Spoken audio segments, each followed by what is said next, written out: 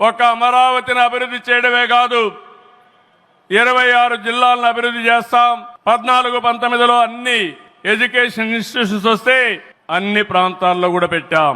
కేంద్ర సహకారంతో 2027కి పోలవరం పూర్తవుతుంది.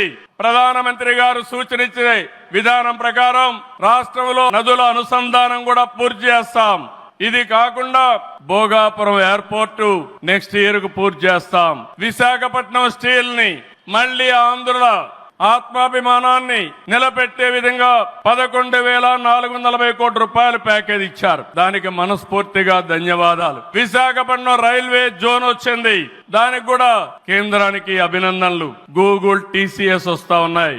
1,43,000 కోట్లతో ఆర్సిలార్ మిత్తల్ స్టీల్ ప్లాంట్ పెడుతున్నాడు. దానికి అడ్డంకులుంటే అవన్నీ తొలగించారు, పూర్తిగా సహకరించారు. దీనికి మనస్ఫూర్తిగా ధన్యవాదాలు సార్. వెనుకబడిన రాయలసీమ పైన ఎక్కువ ఫోకస్ పెట్టాం. హార్టికల్చర్ హబ్ గా తయారు చేస్తాం. సీమలో డిఫెన్స్ సంస్థలు, హైకోర్టు ఏర్పాటు చేయడానికి, హైకోర్టు బెంచ్ ఏర్పాటు చేయడానికి అన్ని ప్రయత్నాలు చేస్తున్నాం. లేపాక్షి ఓర్వకల్ కారిడార్ లో aerospace, automobile, drone city, green energy ప్రాజెక్టులు తీసుకొస్తాం. రామాయణపట్నంలో బీపీఎల్ రిఫైనరీ వస్తా ఉంది. తిరుపతి అతిపెద్ద స్పిరిచువల్ హబ్ గా తయారు చేస్తాం. కడపలో స్టీల్ ప్లాంట్ వస్తుంది. కొప్పర్తి, ఓర్వకల్ ఇండస్ట్రియల్ నోడ్కి కేంద్రం సహకరించారు.